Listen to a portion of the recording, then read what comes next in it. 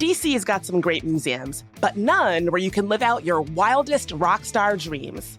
Cleveland's Rock and Roll Hall of Fame is where legends come alive. You can even jam out with their house band in their interactive musical experience, The Garage. And don't miss their incredible new SNL exhibit, featuring Will Ferrell's famous cowbell and the complete archive of every SNL musical performance ever aired. Check out the Rock and Roll Hall of Fame to learn more about the music that connects us all.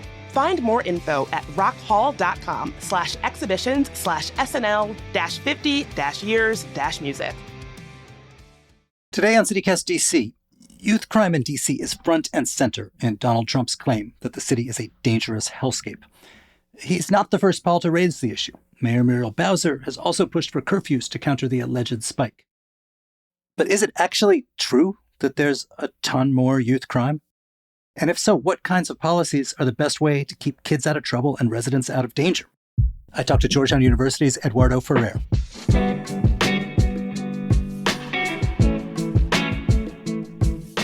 Today is Thursday, August 14th. I'm Michael Schaefer, and here's what DC is talking about.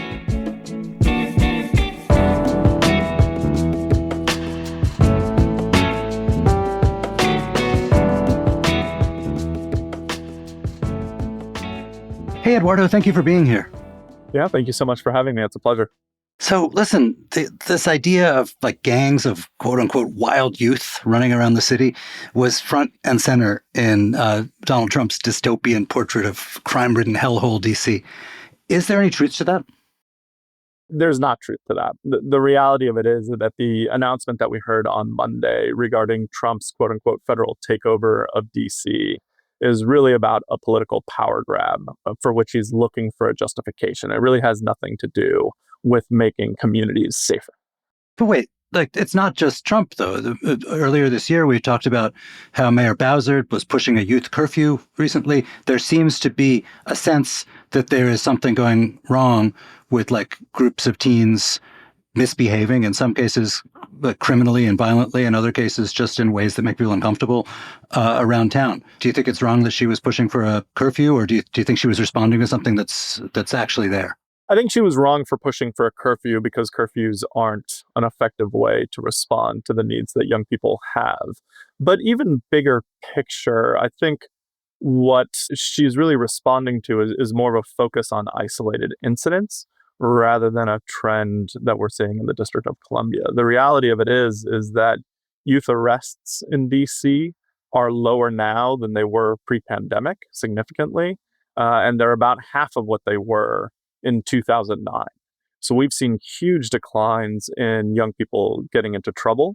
Not only that, fewer than or approximately 1% of young people in the District of Columbia get in trouble for serious offenses. So the scapegoating, the stigmatization of young people really doesn't have a basis in fact, although I do understand, given the media climate and the social media climate, why young people feel like young people are out of control. What do we know exactly about youth crime in the city? I mean, you mentioned that arrests have gone down. I suppose skeptics would say, well, that's just because they're not arresting people the way cops should. But what are the stats here? Sure. So big picture, we know that violent crime overall is down significantly in DC. In fact, in 2024, it was at least a 30-year low, and we're down an additional 26% just this year. Youth arrests are down from, there were about 4,100 youth arrests in 2009. And last year, depending on whose data you look at, there were somewhere between 1,800 and 2,100 youth arrests. So about half of where they were 15 years or so ago. To what do you attribute that? Because I'm thinking about when I was a teenager. I mean, when my friends got arrested, it was often for like dumb stuff involving weed or dumb stuff involving alcohol. And I know there's been a change in the approach to weed. It's actually not legal to smoke it in public, but I think there's a lot less aggressive enforcement there. How much of the drop-off is that kind of stuff, and how much do you think reflects something bigger having to do with violent crime? I think it's a combination of all the things. We have correctly learned that it is not productive to intervene using police, using the delinquency system when it comes to low-level offenses that really are a reflection of adolescence rather than criminality. And so I think that explains some of the drop-off that we've seen. But we've also seen a drop-off in arrests specifically for violent crime since 2019 for young people in particular. And this helps explain why people are feeling or felt during a period of the pandemic scared. We saw a huge decline in robberies committed by young people, but within robberies, we saw an increase in carjackings. And so we saw fewer cell phone snatches and things along those lines on the metro, while we saw an increase in high profile, serious, and scary offenses like carjackings and assaults with guns. And so while crime was decreasing overall, we saw an increase during the pandemic, which is now since reversed, in offenses like carjacking and other gun offenses, which are scary and rightly make people feel less safe. Well, and just speaking for just anecdotally, around the neighborhood, the thing that people have talked to me about this year, sort of the way that everyone was talking about carjackings a couple of years ago, has been stuff involving like groups of teens menacing people, sometimes with like an intent to rob, sometimes just to be, jerks and threats. What I think I hear you saying is that there's no statistical reason to think that this is a current phenomenon. So other than what I've seen reported in the press, I haven't seen that reflected anywhere else. But let's say it is, right? I also want safety. I want I want to be able to walk in the street. I want my kids, my wife, my child, my wife to be able to be safe on the street. I want my fellow neighbors here in DC to feel straight on the street. I want accountability. I want justice, right? The way to get that is to provide people with the opportunities to repair harm that they've caused and to make sure that they are not reoffending in the future. So not making the same mistakes again. That doesn't happen with incarceration. That doesn't happen with charging kids as adults. In fact, to the contrary, both of those approaches undermine public safety. They make it more likely that a young person is going to drop out of school, more likely that a young person is going to end up in the criminal justice system. And so while I haven't seen it in the data necessarily, I think the bigger point is the way to respond effectively when harm happens is to give folks the opportunity to repair harm and to provide them with the skills and the opportunities that they need not to make those mistakes again. So the Post had this fascinating report a couple months ago about whether or not teens themselves feel safe in DC. And in certain sections, they really, really don't. Is there any way to make them feel safer? I think this is where it comes back, to be honest, to the adults, right? And also the effectiveness of interventions. A lot of what's talked about with tough on crime policies, right, is we need to scare them so that they're going to deter them from crime so that they don't pick up a gun in the first place. Right. And teens are not famous for thinking about consequences. Right? That's number one. Teens aren't good at that long-term orientation, that long-term thinking, that planning, or that impulse control. But the other thing we have to keep in mind is that for a lot of young people, it is totally rational behavior. When your choices face being arrested and going to jail or face death and pick up a gun in order to feel safe, it's rational for them to choose to pick up a gun. We had Alec McGillis on the pod a couple of years ago talking about the piece he wrote, and I think it was the New Yorker, basically about how social media acts as an accelerant to youth feuds, which can lead to youth deaths. It can, absolutely. I mean, social media, and again, this is when it comes back to adults. We as adults need to have the right menu of options for kids in terms of feeling safe and in terms of thriving, right? Kids are going to take risks. Kids are going to they're going to look out for new and novel experiences. That's part of the drive of adolescence. It's actually healthy. What we want is kids taking good risks. We want kids seeing other kids on social media talking about, oh, I went and applied for this job today, or I tried out for the school play, or I'm trying this new after school activity. And we want to see young people taking risks, trying new things that are healthy. If we don't give them that good menu of options, they're going to come up with options on their own. And that may not be options that we love as much.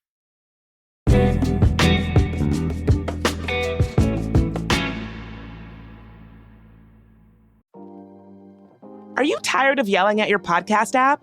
We know CityCast listeners don't just consume local news, you live it, debate it, and have opinions that could reshape the conversation. Now you can do something about it. CityCast DC has partnered with Backroom to turn your hot takes into real impact. This is not just another comment section. Backroom works by bringing people together in focused discussion rooms where engaged residents like you dig into local issues, challenge each other's thinking, and actually build towards solutions. Think of it like group chat meets collaborative journalism. And right now, all of Backroom's current rooms are open for you to join. If you've ever wanted to keep the conversation going after a CityCast episode, this is your chance. Help shape solutions for your neighborhood, your block, your city. Head to the link in the show notes to join an active room or start your own. Backroom, a platform for problem solvers. Hold up, DC foodies. You're still ordering the same boring takeout? It is time to wake up those taste buds and explore DC's unique and delicious food scene. Metropolitan Washington Restaurant Week is bringing the eats from August 18th through the 24th at hundreds of locations across the DMV. Check out that new Thai fusion spot or that burger joint you've been meaning to try. There's something for everyone. Enjoy a 3-course lunch, dinner, or DC's favorite, brunch, at a discounted flat rate as low as $25. If you've ever eaten out in DC, you already know that it's an absolute steal. Many locations are also offering cocktail and wine pairings to further elevate your dining experience. Restaurant Week is presented by the Restaurant Association of Metropolitan Washington and Events DC. Visit rwdmv.com to see the full list of participating restaurants, peruse the menus, and book your reservations. Got any fun trips coming up? One thing you probably haven't put on your packing list is learning the language. But with Babbel, you can start talking in just a few weeks.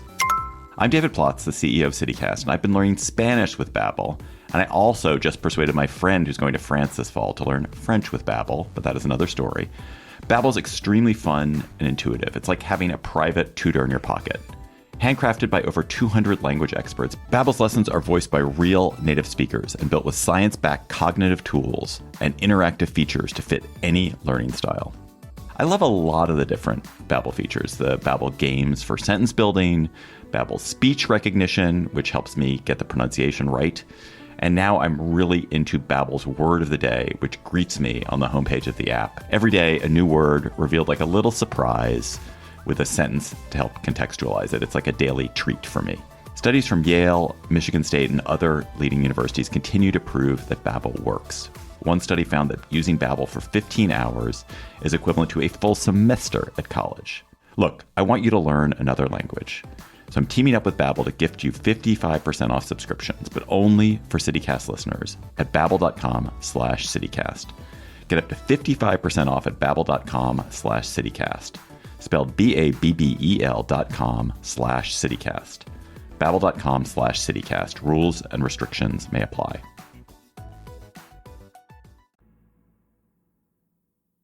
So the even more shocking report in the Post, right at the same time, was about the way DC has failed to curb truancy, which that report said had led to the biggest surge in youth crime in a generation. What do you make of that? So I think we need to support young people, and that includes making sure that they have what they need in order to attend school and thrive in school. But the reality of it, truancy and delinquency aren't connected in the way that it's often talked about. Unfortunately, in DC, there's something like 40,000 kids who are truant. There were fewer than, I think, 400 kids last year who got arrested for a serious violence offense, right? So there's an order of magnitude difference in terms of kids who are struggling in school, and then that next step of kids who are actually getting in trouble. That all said, I think it's a bigger reflection of our city's failure to invest in kids directly. So in other words, truancy and delinquency is the smoke, right? These are the symptoms of bigger problems in DC. The fire is, how do we make sure that all young people have stable housing and safe housing? How do we make sure that all young people have access to behavioral health services? How do we make sure that all young people are attending a school where they're going to get a high quality education, where if they're a student with a disability, they're actually going to have their needs met? Those are the roots that we're not really addressing as well as we should be as a city. And so we have a lot of work to do, but that's where we should be focusing. Well, someone might look at the city and say, look at I don't know exactly what it is, but schools is got to be the biggest or one of the biggest line items in the city budget. There's been a great effort with some success, I guess, at improving the quality of the city's public schools, certainly at improving the physical plants of the city's public schools, improving the libraries. Where is this failure to invest happening? It sounds like you're talking about human services stuff, but give me like a concrete example of where this failure to invest has happened. Sure. I think it's actually a combination of both, to your point, in education and in human services. And I would say in also economic supports and housing, all across the board on kind of the social services front. I'll give you an example in schools, right? So yes, a lot of money has been put in improving the physical plant of schools, right? It is easier to focus on a building than it is necessarily to putting the services and supports in place in schools so that all kids have what they need. Kids with disabilities in this city still are struggling mightily. They are not getting the services and supports that they need in schools. We don't have enough social workers. We're having a really difficult time filling all the positions in terms of the school-based behavioral health model. We're not building a pipeline to those careers or investing sufficiently in attracting personnel to those fields as we invest, for instance, in law enforcement or corrections. And then now the city's cutting Medicaid as a result of the federal government cutting Medicaid and budget issues. We're cutting housing vouchers. These are all going to impact kids and their ability to go to school and to thrive overall. Is there a link data-wise between disabilities, kids with disabilities, school disabilities, and crime and arrests? So what we know is that young people in the delinquency system in DC specifically have experienced a lot of adversity prior to system involvement. So when you look at the kids, there's a great report from the Criminal Justice Coordinating Council that has looked at this. 12% of young people who come into contact with the delinquency system were unhoused prior to system involvement. Almost 50% have been through the child welfare system, so they've experienced abuse and neglect. And I believe it's somewhere around 45% are students with identified disabilities or individuals with diagnosed behavioral health needs. And so there is a link between the adversity that young people face and later involvement in the delinquency system. And that's the root causes that we really should be focused on addressing, not just reacting more punitively once a young person gets into trouble. So listen, one of the things that I think keeps coming up here is the pandemic, right? There's a sort of before pandemic, after pandemic. Can you sort of walk me through what has shown up in the stats about crime and particularly about youth crime? So starting in 2019, and I think the general public got a sense that, wow, things really went up and now things have come down, but there's got to be more nuance to it than that. Yes. So actually, crime since the pandemic has never been higher than when it was in 2019. So in 2019, there were over 2,700 arrests of young people. During that first year of the pandemic in 2020, it dropped to about 1,500, and then it went down to about 1,421. Then it started to tick up slowly and hit a recent peak of about 2,200 in 23, and then we saw another decline in 24.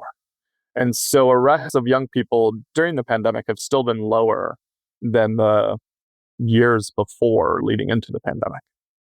So when you've talked about sort of human services and investing in youth, you're painting a picture, I think, sadly, of a very different type of society, a much more egalitarian one, a much more caring one.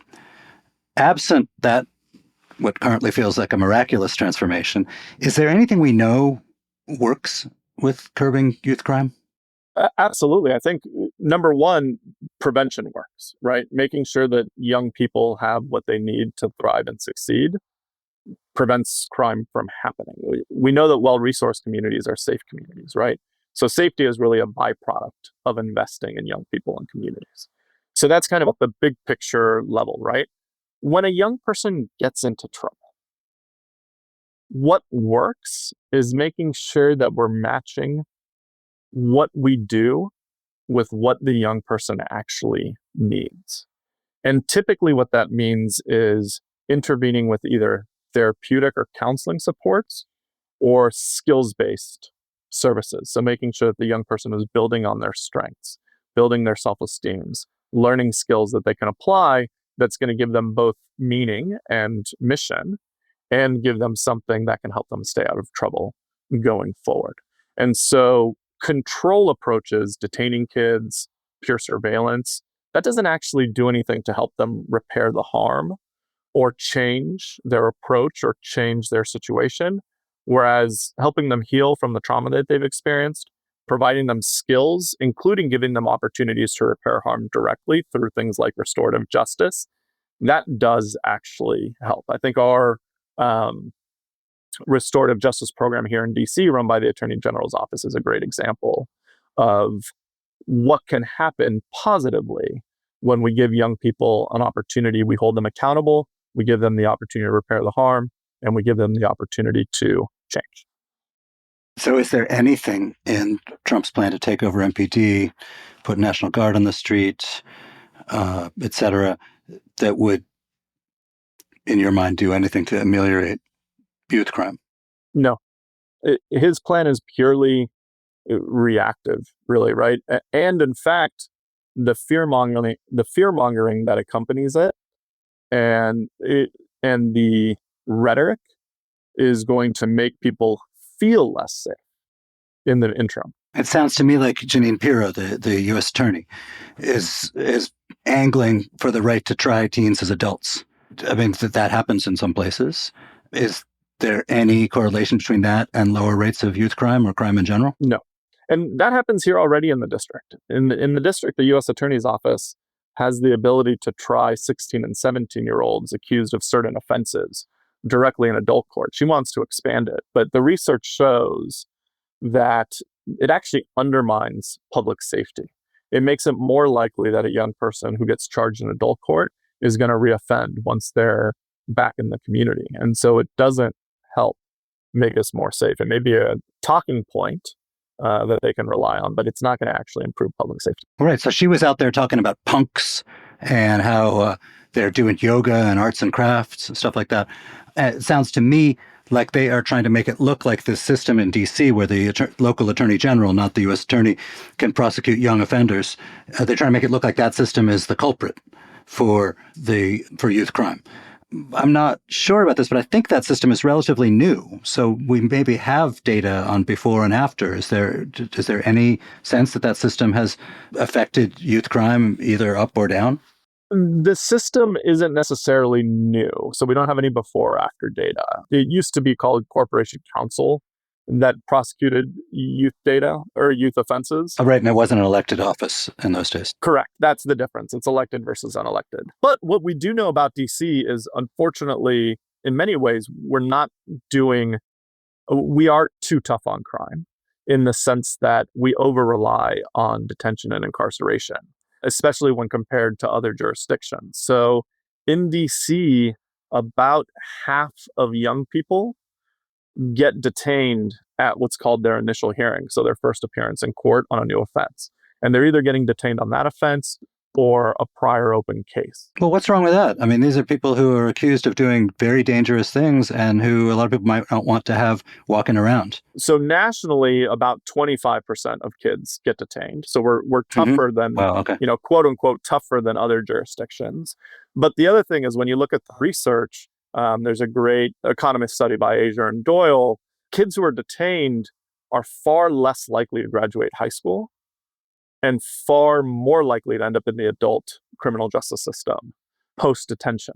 And so these interventions may sound on a superficial level like they're being tough and they're holding the young person accountable.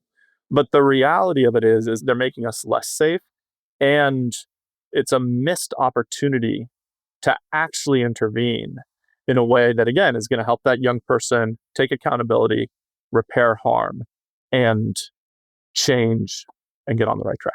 So I had an interesting conversation with a former DC council member this week who said something to me along the lines of she was horrified by the Trump takeover, does not think good things are going to come of it, but also said, look, there is a problem, and that like there's a lot of people who feel a lot of fear because they keep hearing tell of or experiencing incidents involving, groups of wild youth, some of them armed. And sort of made this point that, listen, for big city Democrats, this and youth crime and homelessness are like really politically dangerous issues because Trump creates this dynamic where you wind up like defending tent encampments on city streets, which is a terrible thing to defend because it's horrific. It's inhumane to have people living like that. I know you're a scholar, you're not a political communications guy, but for people who are in the business of trying to win votes, win elections from the public that really does exist in DC and elsewhere, how do you think people ought to talk about that? I think people really need to call it out as the distraction that it is, right?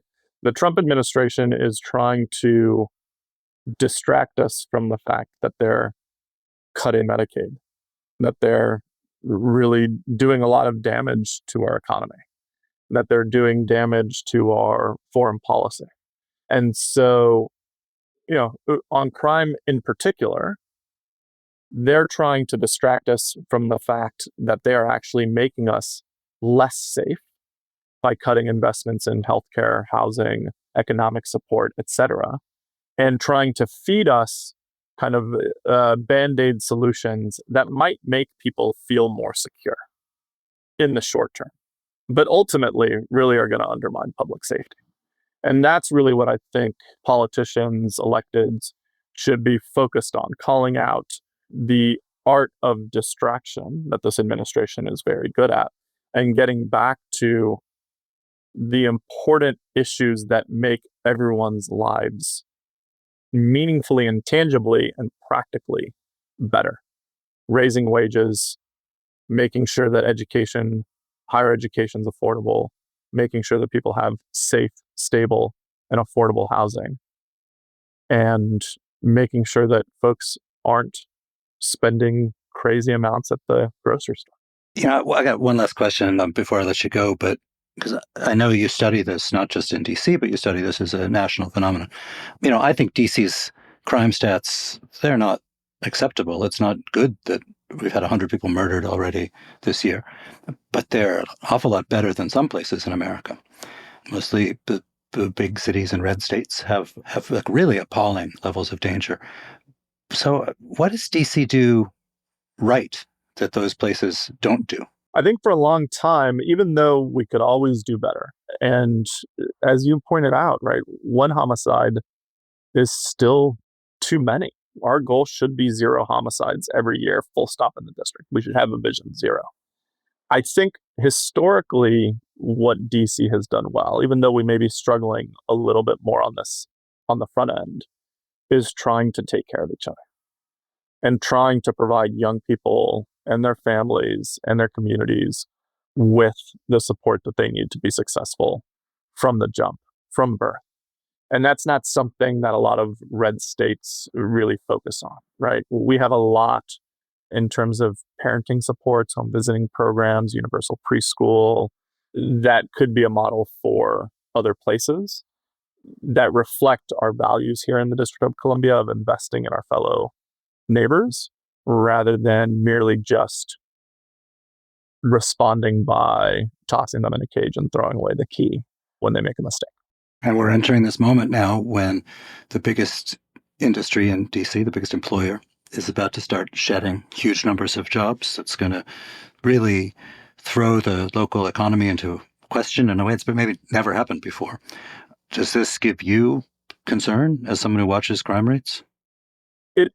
does in some ways, but one of the reasons I've stayed in the District of Columbia is the people here give me tons of hope. I love the residents. I love my neighbors. I love the kids that I work with. There are so many dedicated public servants in the city who are really committed to helping each other out. So I have a lot of faith in the residents of the District of Columbia. In fact, it's one of the reasons why we deserve statehood yesterday, is there was so much intellectual capital here, so much compassion here for fellow residents that we really could be that shining city on a hill if Congress were to give us the opportunity. Eduardo, thank you so much for being here. Thank you.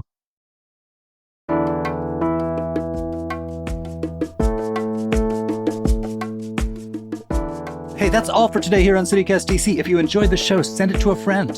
You can rate the show, leave us a review, and subscribe to our morning newsletter. And become a neighbor. Head to membership.citycast.fm to join.